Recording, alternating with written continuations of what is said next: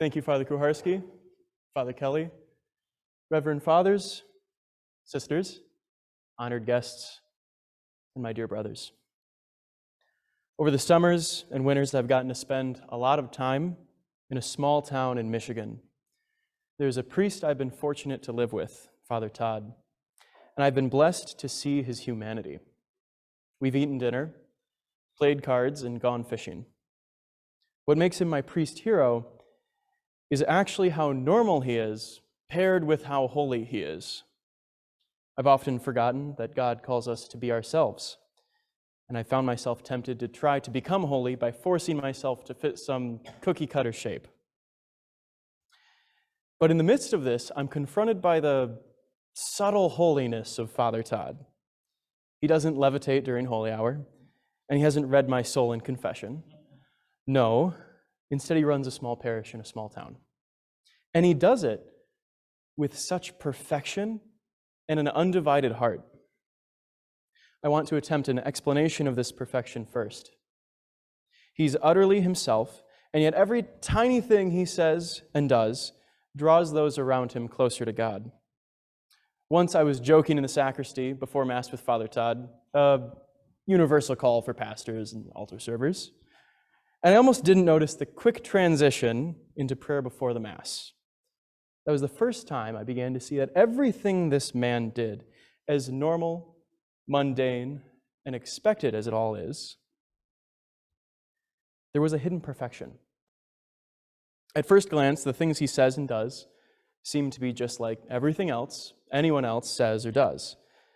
Yet powerfully, there remains something different, almost like a whispering call in everything he does. When he consoles and offers advice, there is that pull, that glimpse of divine beauty. But strangely, that sense of the presence of God also appears when he tells jokes and when he complains about his cards in euchre, even when he's complaining that he hasn't won by enough. Somehow every part of this man's life tells me of God and drives me to seek him. He's shown me that holiness is not something totally foreign and out there, but that holiness is in man, even mundane sometimes. Now, I couldn't talk about my priest hero without telling you of his heart. He has a simple heart like God. He's undivided.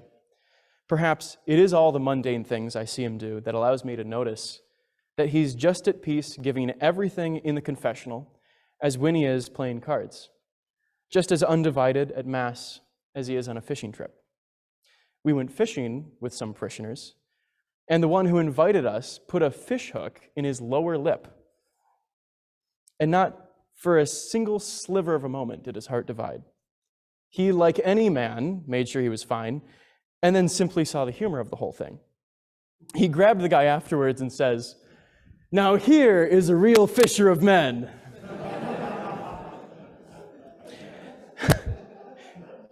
As a good man, he didn't take it too seriously, but as a holy man, even here there was something that cried out about the love of God, the love that gives itself.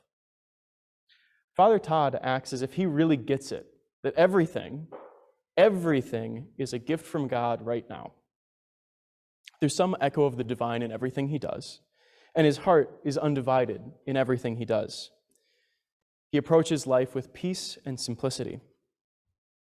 I pray that I may be more like Father Todd, and in thanksgiving to Jesus for my time with him, I'd like to say, praised be Jesus Christ.